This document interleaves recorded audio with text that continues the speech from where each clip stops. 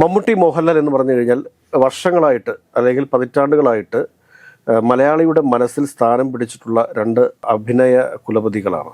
അപ്പോൾ അവർക്ക് ഒരുപാട് ഫാൻ ബേസും ഉണ്ട്. രണ്ടു പേർക്കും തുല്യമായ ഫാൻ ബേസ് ഉണ്ട് എന്ന് തന്നെ നമുക്ക് പറയേണ്ടി വരും. അങ്ങനെയുള്ള രണ്ട് മഹാനടന്മാരെ രണ്ട് ചേരിയിലാക്കി രാഷ്ട്രീയ നേട്ടം കൊയ്യാൻ വേണ്ടിയിട്ട് BJP ശ്രമിക്കുന്നുണ്ടോ എന്ന് വിദ്യാസമ്പന്നരായിട്ടുള്ള ആളുകൾ അധിവസിക്കുന്ന, മതേതര മനസ്സുള്ള ആളുകൾ അധിവസിക്കുന്ന കേരളത്തിലെ പൊതുസമൂഹം ചർച്ച ചെയ്യേണ്ട ഒരു സമയമാണ്. കഴിഞ്ഞ ദിവസം ദാദാസാഹിബ് ഫാൽക്കെ അവാർഡ് മോഹൻലാലിന് ലഭിക്കുന്ന സമയത്ത് മമ്മൂട്ടി ഉൾപ്പെടെ കേരളത്തിലെ മുഴുവൻ ആളുകളും അദ്ദേഹത്തെ അഭിനന്ദിച്ചു, അദ്ദേഹത്തിന്റെ ഒപ്പം നിന്നു. അദ്ദേഹത്തോടൊപ്പം തന്നെയാണ് മലയാളികൾ എല്ലാവരും. മോഹൻലാലിന് അങ്ങനെ ഒരു അവാർഡ് കിട്ടിയത് അത് മൊത്തത്തിൽ കേരളത്തിനൊരു അവാർഡ് കിട്ടുന്നതിന് തുല്യമായിട്ട് കാണുന്ന ഒരു പൊതുസമൂഹമാണ് ഈ കേരളത്തിലുള്ളത്. പക്ഷേ എവിടെയും എന്തിനേയും വേർതിരിച്ച് കാണിച്ചുകൊണ്ട് അല്ലെങ്കിൽ വേർതിരിവിന്റെ രാഷ്ട്രീയം പറഞ്ഞുകൊണ്ട്, വർഗീയതയുടെ രാഷ്ട്രീയം പറഞ്ഞുകൊണ്ട് ചേരിതിരിവ് സൃഷ്ടിക്കുക എന്ന ലക്ഷ്യത്തോടു കൂടി തന്നെയാണ് BJPയുടെ സമീപനങ്ങൾ എന്ന് നമുക്ക് കാണേണ്ടിയിരിക്കുന്നു.